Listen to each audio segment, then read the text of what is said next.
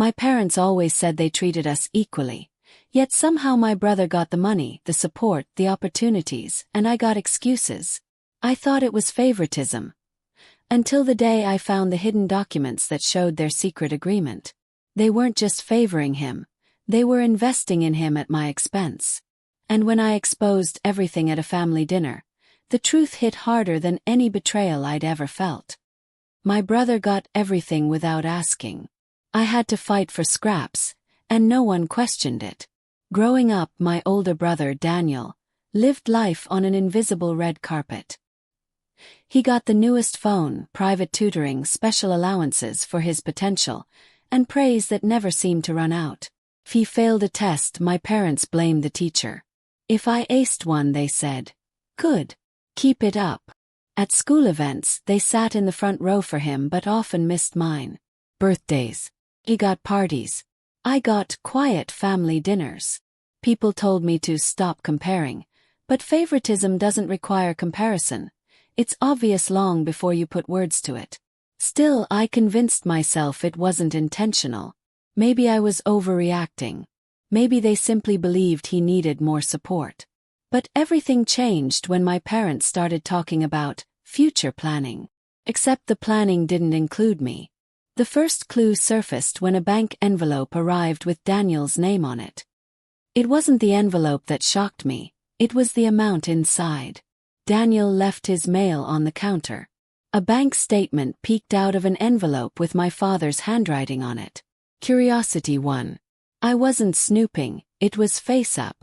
The statement showed a large deposit, made by my parents, into an account I didn't know he had.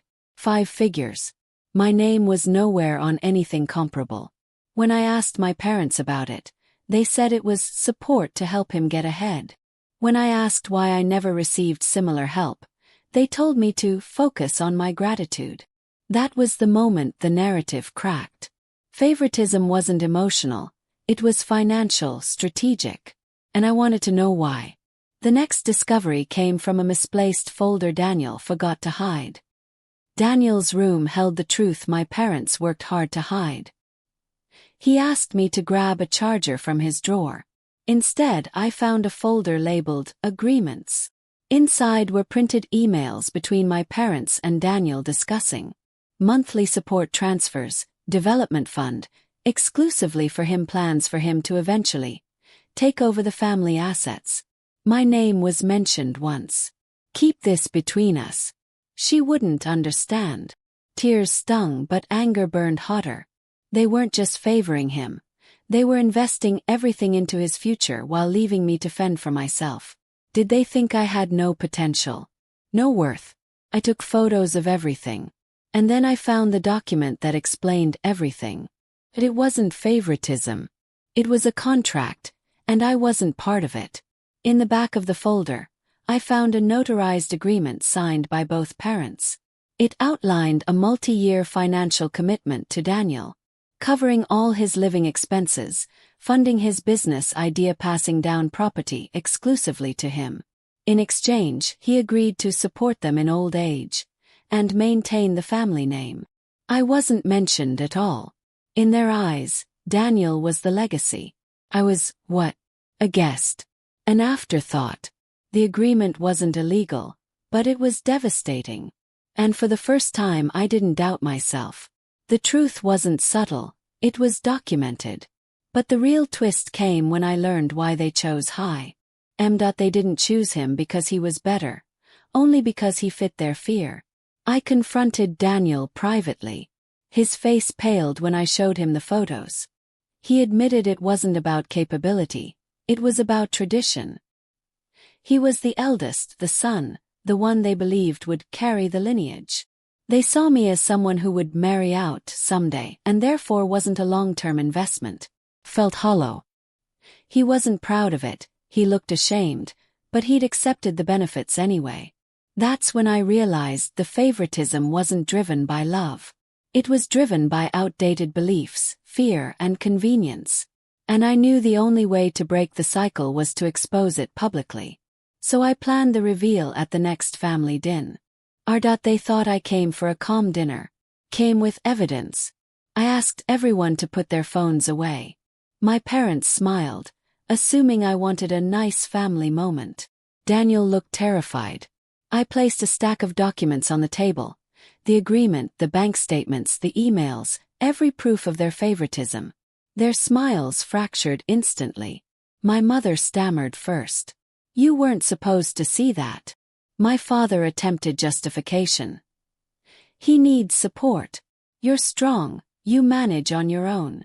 I raised my voice for the first time in years. "I manage because you forced me to." Their eyes widened at the truth they never expected me to speak aloud. But the biggest reaction came from someone who had stayed silent until now. Daniel finally spoke, and his words changed everything. He admitted everything. He admitted they'd chosen him. He admitted he let it happen. He admitted he took advantage because it was easy.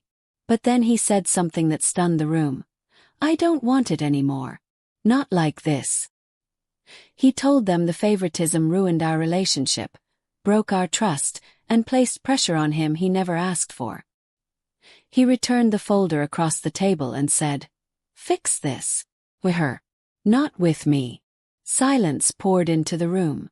My parents looked at each other shaken, not because they were caught, but because the child they'd lifted onto a pedestal finally stepped down. Now came the aftermath, the only part one truly feared. Apologies don't erase favoritism, but they can end its power. In the following weeks, my parents made real efforts. Not performative gestures, actual change. They split responsibilities, made transparent decisions, asked for my input, and slowly unwound the financial imbalance they created. It didn't heal everything. Some wounds don't close neatly. But I learned something important. Favoritism thrives in silence. Exposure isn't revenge. It's liberation. And for the first time in my life, the family table felt level. Just level. And that was enough.